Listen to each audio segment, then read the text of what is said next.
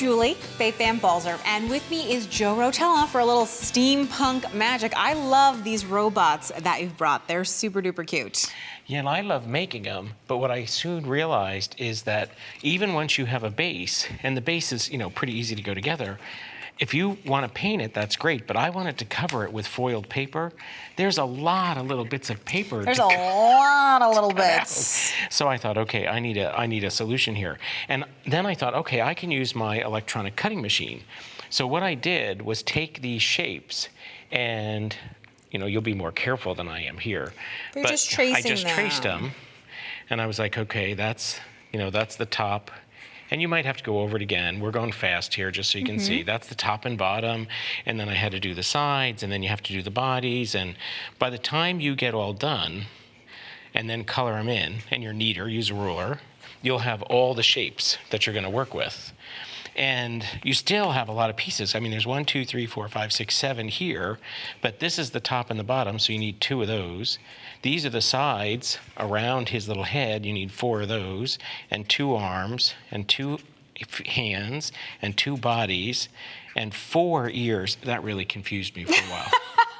But you have to do the front and the back. It's a robot. It can have 4 ears. And then there's the little insets for the ears. So by the time you're all done, you'd have to do this math, right? But it's a lot of pieces I don't want to deal with. It's like 16, 20 pieces. Right. So instead, just take the sheet with your original drawings, scan it into your electronic cutting machine, and then it's real easy to say, I need 2 of these, and then on one of them, take away the holes. I need 4 of these, 2 of these. So that's what I've done. Okay. And I can see them on the screen here. Yeah, they're all laid out. And then you just get to choose your colors. Well, for me, that's the most fun part because I want to use all the colors all the time. And there's a lot. So let's go ahead and get that started cutting. So I'm just gonna go ahead and choose cut and press start. Now you've laid out 3 different colors on the mat at the same time because if it's the same weight, you can cut it all at once and why not? Yeah, and I love that I don't have to figure out how to cut it. Right, me too, makes it easy. So now that we have pieces cut, I've gone ahead and taken some of the finished pieces and turned them into stickers. Okay. But how you attach them to your body, that's up to you. I also noticed the texture on here. They didn't come out of the machine like this. No. So after they came out, I took them off the cutting mat. Then I embossed them. And there's lots of ways you can get that embossing accomplished. Right, and you were saying that if you don't want to emboss them, there's another method that I know you said you can use, which is even simpler. So look at this piece here. Uh-oh. Look at this piece here that you just crumpled up in your hand. I know, but that's the cool part. Well, because it's a kind of embossing, because embossing essentially just means that you're adding texture to something. So whether you want to use a pretty pattern or whether you want to use the good old crumple method. But look. It's beautiful. I love that. And you could go a little bit of a step further. I'm going to just take and put, now you need just a tiny, tiny, tiny bit of paint. Now, when I squeeze this, we're going to get a giant lump. But that's Murphy's Law. It's always going to be that way. Any paint comes out at all. Exactly. Right? It's just one of the ways So we're just going to put a little bit of the paint. And even that's a ton. And all we have to do is kind of wipe it around. Okay. And what it's going to do is, I don't want to use your mat. I'm going to go way off here. And what is the black paint doing? Well, the cool thing here is it's not going to stick to the foil. But this foiled paper is really a layer of aluminum, a layer of paper, and a layer of aluminum.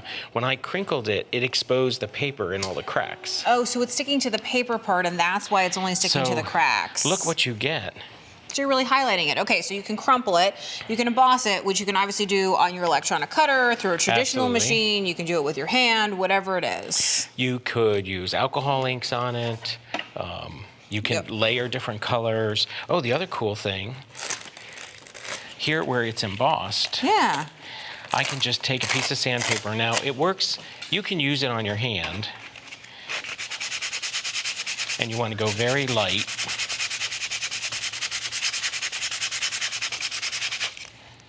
But look what that does compared to that one. That totally changes the look of it. And again, I'm assuming once you sand it, now it has the paper core showing, and you could, of course, add ink or something that would cling to it. And I'm just pulling all these metallic pieces off for you now. Even if it's not embossed, Look what happens when we drag the sandpaper just across a flat sheet.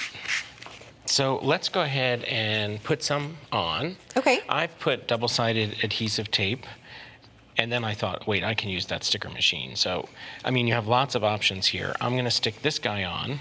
You just want to use a really strong adhesive, whatever it is. Right, and look what I learned. Where I traced, it's a little bit bigger than the shape, you know, but it's no problem. The foil just bends right around the thing. And I purposely left these sides a little bit bigger. Well, this is the reason I assume that you painted the blank with some black so that even if a little bit showed, it wouldn't matter. Absolutely.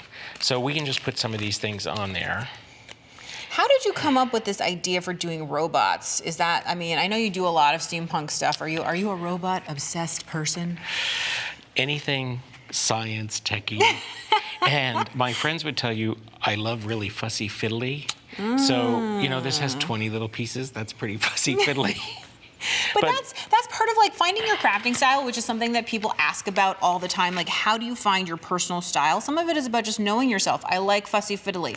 I like things that are science, and then going towards those things that you enjoy so that the projects you make are always a reflection of who you are, and they're made with love because you enjoyed that whole process. Well, and you know, I'm a flea market yard sale junkie. Oh, I know you are. I've been to your house. Yeah, look at these goodies, though. They're so fun. I literally could not stop myself from digging through all these little bowls and baskets of things. I mean, I wonder what these actually were. These are obviously light bulbs, but do you know what these were in their former life? We have some resistors, capacitors. Oh, wow. And light bulbs. But the cool thing is, like, let's say we want to attach, you know, we could use ears, but I think some of these things, like this, I think would make just a phenomenal ear. We're getting into assemblage now, which is a very fancy word, right, for making these constructions of disparate pieces. And it's not like any of this has to be perfect. I'm just kind of using this as a guide. Okay. To say, just drill I'm a going to hole. put a hole here and a hole there. And then your wires will slide right in. I'm going to blow the stuff out of there. And these wires might be just a tad kind of long to deal with. So. Okay, so we're going to snip them. And generally, by the way, when you're snipping wires and doing stuff like that, we want to make sure, using tools, that we wear our safety glasses. Look at his little ear. It's really cute. It's really cute. It's turning into a mouse. You know, by the time... But we could change that, right? We could easily add, give him a big nose, you know, put a light bulb or two in the different back. kinds of ears. So this is where it starts to get really fun, is how we want to just keep piling stuff on. Well, let's keep piling stuff on. So here, I'll let you figure out if you want another ear. If not, just yank it out. Okay. No one's going to see that in there, right? Okay. Well, we can play around with that and see how it's going to look. And you're going to assemble, is that the body of the robot now? This is his little body. Now, if you want to jam something in here, do you have to drill the hole? It's probably too thick and too hard. I think the hole really helps. So, but you can also just embellish things by gluing them on, arranging them in various ways, however it is that you want. I think you could have an ear that was just a big old triangle. What do you think?